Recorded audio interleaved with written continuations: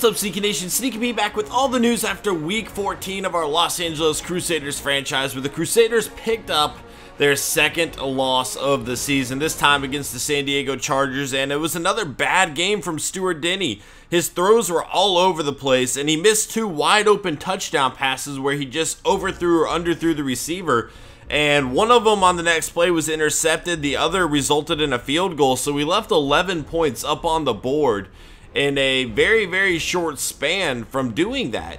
And that ultimately led to the loss. You know, our running game was on point, but we were playing from behind for quite a while, forcing us to throw it a little bit more, and Denny just never got into rhythm. This is actually probably one of the worst quarterback seasons that we have seen from this team since the start of the series. Things have just not been going well. We can't seem to get into any kind of rhythm. We're turning the ball over way too many times with interceptions. And, you know, this team, they got to pull it together, man, because if you have a bad game like that in the playoffs, it doesn't matter what our regular season record is. This is a team that will get knocked out pretty quickly if they can't step up when they need to. And that's definitely something to keep an eye on as we move forward. Is this team going to be ready come playoff time? Or are the players that we brought in, like Jakob Moody, are they going to step up when we really need them to? I don't care what Jakob Moody does throughout the regular season. We already knew we were going to be a pretty solid team. We signed him to help us get over the hump and win that Super Bowl. And we're going to need to see him step up in the playoffs for that to happen. Next up, we do have the Indianapolis Colts. They have a pretty good team led by a very good young quarterback. The Broncos re-signed Chaz Jenkins, 6-year, $132 million contract. Wow, get paid, son, get paid. Huge re-signing by the Broncos. Totally changes the landscape in the AFC West. I don't quite know how that changes the landscape. We already knew he'd be back. Still interesting nonetheless. Let's see. Fifth best offense, second best defense. Now, our defense has been doing okay. Last week we did drop the ball a little bit, giving up a late fourth quarter touchdown. Overall, though, I'm pretty comfortable with our team there. Let's go ahead and check out the standings from around the league. And as you see here, the 49ers beat the Eagles. So we have four teams tied for 11-2 right now. We have the tiebreaker over the Texans. The Crusaders have the tiebreaker over the Eagles. And that could be huge as we get close to, you know, playoff seeding. You know, having a slight edge like that, getting that home field advantage, could be the difference between going to the Super Bowl and not. Let's go ahead and check out, I did not mean to do that. Let's go ahead and check out the stats from that game. I'm curious. These are two of the best teams in the NFC. And potential teams that we might see if we're lucky enough to make it to the Super Bowl. So I definitely kind of want to keep a close eye on them and kind of see, you know, what went right for the teams, who was on the road, who was at home. The 49ers were at home. They won 38-29. Getting a little bit of revenge over the Eagles there. We know they knocked them out. 3 touchdown passes for Colin Kaepernick, only 1 interception. Derek Carr, it looks like he probably got hurt because Chase Daniel threw for 319 yards. Now, that's a lot of yards overall. That's over 400 yards between the Eagles quarterbacks. But if you remember, a big part of the reason we decided to move on from Derek Carr was the fact that he was getting injured all the time. And he got injured in the Super Bowl once, which, you know, cost us the game.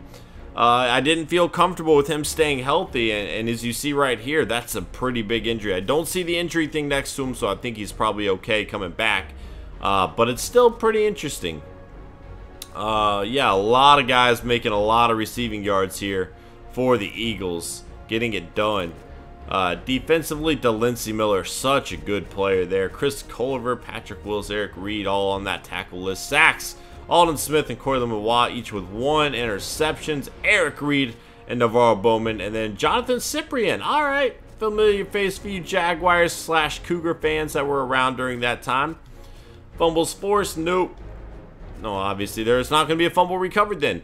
Let's go ahead and check out the awards from around the week. See what we got going on there. Let's see, awards. weekly awards. Here we go. Colin Kaepernick winning player of the week, 23 of 34, 269 yards, 3 touchdowns, only 1 interception. He also had a rushing touchdown as well, only 15 yards on 6 carries, but he did find his way into the end zone, combining for 4 total touchdowns. Luke Kuechly, 12 tackles, 1 fumble forced and 1 fumble recovered. Raheem Moore with 8 tackles and 2 interceptions for the Broncos. And Andy Dalton, 25 of 34, 345 yards and 3 touchdowns. Let's go ahead and check out the MVP awards so far. Colin Kaepernick has taken over. Leading the way in the MVP vote right now, Derek Carr, number 2, Dejon Galvin, number 3, Andy Dalton, 4, Blake Bortles, 5, Brian Vasquez, 6, AJ McCarron, 7, Johnny Manziel, 8, Stuart Denny still on the list at number 9 despite having a really bad season, and Mitch Farrell, the rookie, at number 10. Now, we do not see Khalil Mack on this list anymore. It'll be interesting to see if he can kind of fight his way back up into that top 10 before this season ends. We'll briefly scroll through our division stats, kind of check that out. We will have another full season stat coming, or full league stat coming at some point, but right now we're just going to focus on our division. And as you can see, Stuart Denny definitely, you know, just struggling right now. 21 interceptions, only 24 touchdowns. I mean, just not at all what he showed us he could do last season. So it's going to be interesting to see if he can quarterback the team to the Super Bowl, because we do feel very comfortable with the rest of our team. And I feel comfortable with him. I feel like he can make the plays. He just needs to settle down in the pocket a little bit more. Rushing, Devin Golden leading the way and rushing yards, 5.4 yards a carry. Le'Veon Bell with 12 touchdowns. Devin Golden with 8. Chauncey Green still down here with 6. And Robinson with 7 for the Chiefs, blocking. Defense, Donald Butler leading the way by a mile with 132 tackles. Raynard Ray actually second on that list with 105. He also has, I mean, Raynard Ray is having a pretty complete season, contributing everywhere. Tackles, sacks, interceptions. The guy is having a season that kind of reminds me of something you'd see from Ray Lewis. I mean, he's really having a monster season right now, and I love having him on the team. He has taken over Brandon Spike's role as the captain of the defense for certain. Fumbles forced, 4 for Khalil Mack, 3 for Brandon Spikes, 2 for McCown from our team, 2 recoveries for Mack. Blocks, 1 blocked by J.D. Arnold, still the only one there. Keegan Gibson still the only safety. Zeke Hickman, Deshae Campbell, and Raheem Moore with the 3 touchdowns. As we look at kicking, 23 of 26 for Oscar Samuels, 21 of 23 for Matt Prater. Mark Gomes, the rookie, 19 of 24, and the 16 of 17 for Chuck Vaughn. Punting, Sam Martin has the most punts and the second most yards per punt, only behind Marquette King. Kick returns, we have a few touchdowns. I think it's just the same 2 players as before. It is. Punt returns, and Fields actually has a punt return now. I do think that is new.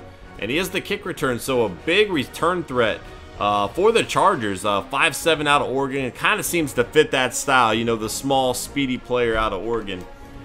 Great in the return game. Definitely a player to watch out for as we move forward. That is going to be it for this episode, guys. I hope you enjoyed. If you did, please hit that like button. It helps me out a lot. And I will see you guys in Week 15 as we take on T.R. Foreman and the Indianapolis Colts. Later.